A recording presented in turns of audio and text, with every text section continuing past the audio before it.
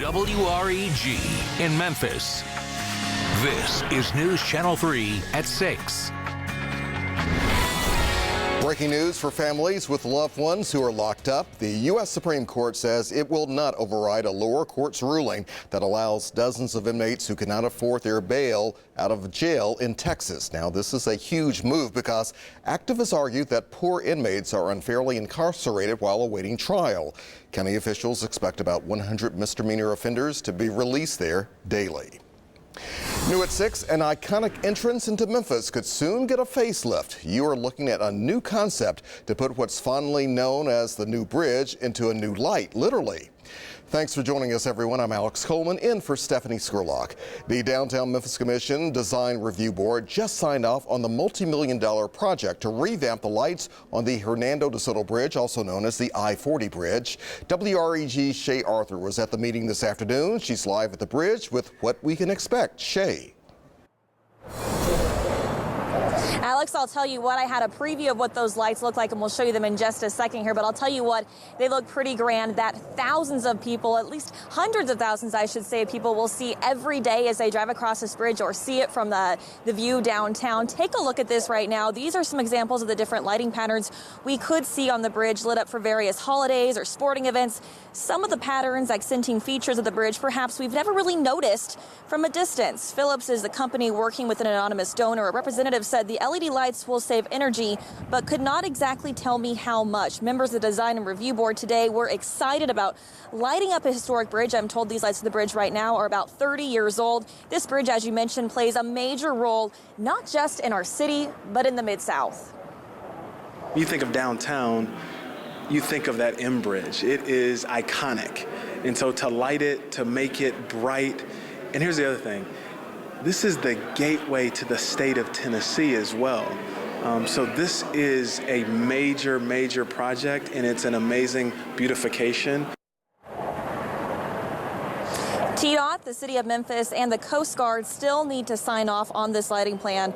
If all groups do approve the lights, right now it's unclear when they would change. Of course, as you can imagine, this is an ambitious project, but I talked to a representative with Phillips, the company working on it. They hope to get started sometime this year. Of course, we'll keep you posted. Reporting downtown tonight, Shay Arthur, WREG News Channel 3. All right, Shay, very ambitious indeed. Farther south on the Mississippi River, the Big River crossing is open again on the Arkansas side. We got a couple of questions about why it was closed, so we looked into it.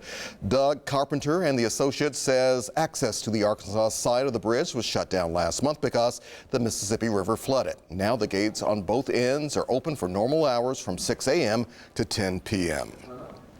New at 6, a Memphis woman is making national headlines after she says a United Airlines supervisor kept her from her flight over a musical instrument. Jennifer Correa says the airline employee would not let her on a flight with her 17th century violin, and that's when a scuffle started. She says she injured her hands, which she needs to play her violin. Now, during the incident, the airline says Correa had a discount fare that does not let passengers stow luggage in the overhead bin, although an exception is allowed for, quote, small musical instruments.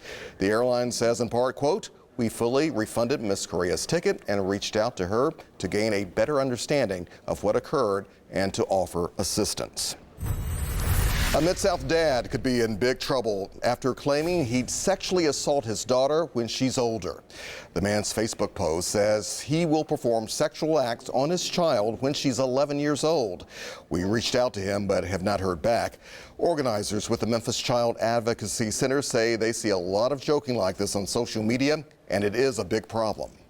When you really see the effects of child sexual abuse and what it does to kids and non-offending family members, and how it can wreak havoc in someone's life for a lifetime, it's not something to joke about.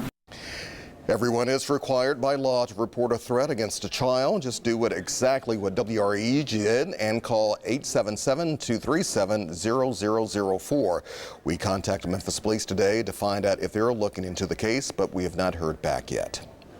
A crime alert for East Memphis. Police are looking for the person accused of carjacking a man and shooting him.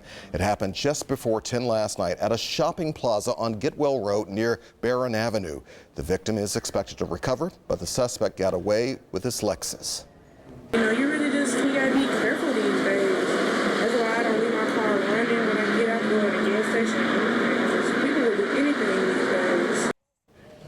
Now, this is the second carjacking in the area just this week. If you know anything that could help catch the crook, please call Crime Stoppers. That number is 528-CASH. New at 6, a former Tresvant High School coach is speaking out after he says he was targeted in the former principal's resignation letter. Ronnie Mackins wrote a 6-page letter making harsh accusations against employees and the school board, saying they changed students' grades and ignored reports of problems. Now, Calvin Harris says he plans to file a lawsuit against former principal Mackins because of the contents of the letter.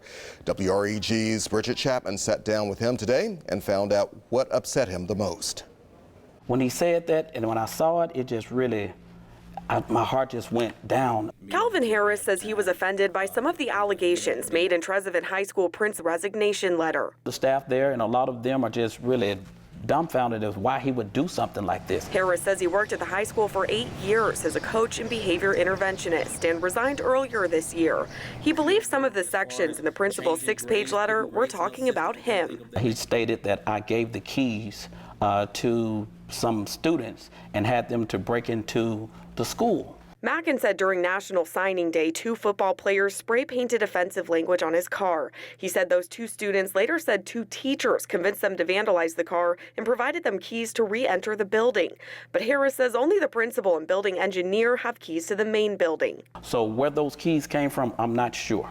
The principal's letter also says faculty members changed grades of students, specifically athletes, to make them eligible for college sports. As far as there being any illegal activity going on at Tresvant High School, I am totally unaware of it. All of the allegations in the letter seriously with it.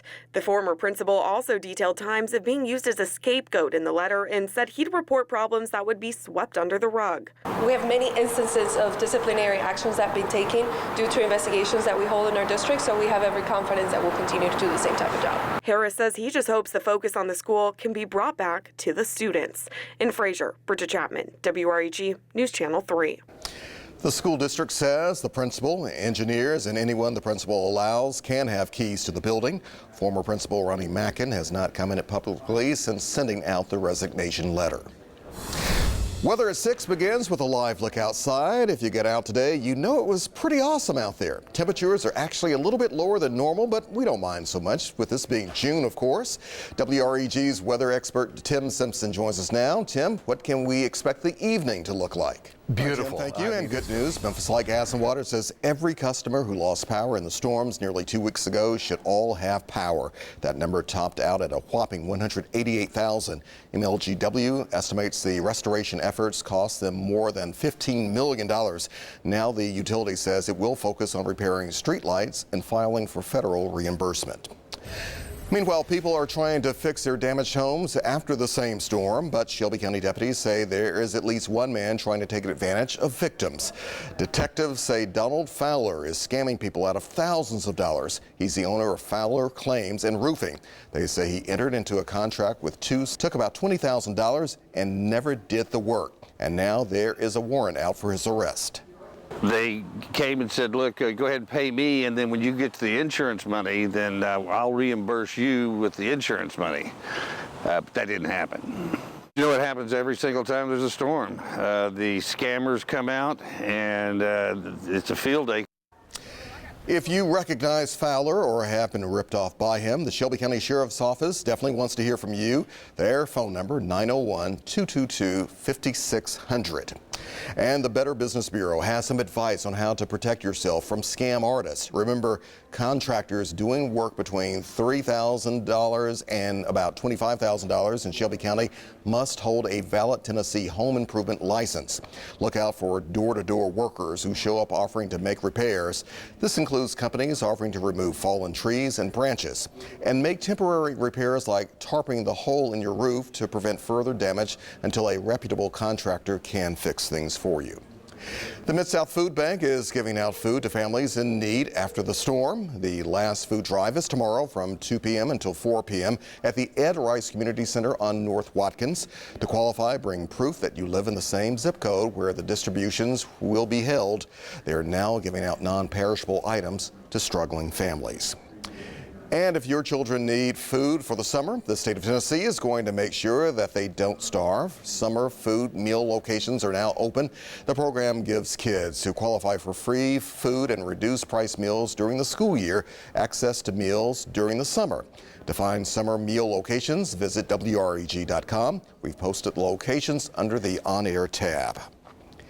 Crews are closing down the Interstate 55 northbound lane in West Memphis, Arkansas tonight. The Highway Patrol says it needs to do updates and install weigh-in-motion hardware between the I-55 Mississippi River Bridge and the Bridgeport Road exit. The closure will start at 8 p.m. and will end tomorrow morning. So if you're driving that way in Arkansas, be sure to keep in mind that those lane closures will be taking place. Coming up, we will tell you how you could get your Memphis Light Gas and Water bill erased at no cost to you. And later in sports, some of the world's top golfers join sports celebrities for a fun day at Southwind. Your number one source for local news. News Channel 3. Shelby County is pitching in to help people pay their utility bills. The Community Services Agency is hosting utility assistance screenings. They start at Monday, but you still have a chance to apply. The next screening session is tomorrow from 3 p.m. until 7. It'll be at the Memphis Light Gas and Water downtown community office. Just bring Social Security cards for your entire family, a valid ID, proof of income for the past 3 months for everyone who's over 18, and a copy of your most recent utility bill. Sprouts is expanding its prepped meal offerings to keep up with dining trends. The grocery store says changes include cases of freshly prepared protein and sides, a salad bar, fresh juices, and soup stations. They'll even throw in salmon and asparagus or hatch macaroni and cheese. Sprouts is trying to make cooking more convenient so people eat out less. The Memphis Association of Black Journalists is working to change the way black men are perceived. The organization is taking part in a national initiative to change the narrative surrounding images of black men in the news and in society. They'll host a panel this Saturday with some of the biggest names in local media to talk about the effort. It'll be at Greater Imani Church in Raleigh. It starts at 11 and will end at 2. The public is invited. And take a look at this. The Memphis Zoo's newest hippo is growing up pretty fast. Baby Winnie is about 2 months old. And guess what? Already weighing over 250 pounds. That's more than triple her birth weight. The zookeeper says she is healthy and happy. Winnie is still nursing, but she's eating a little grass these days as well. So she is doing quite well. Wow. That's a big girl. 250. We didn't ask. Well, you're not supposed to ask how much mom weighs. No, not at all. No, Baby's no. 250. And don't bring up Weight Watchers or anything like that either.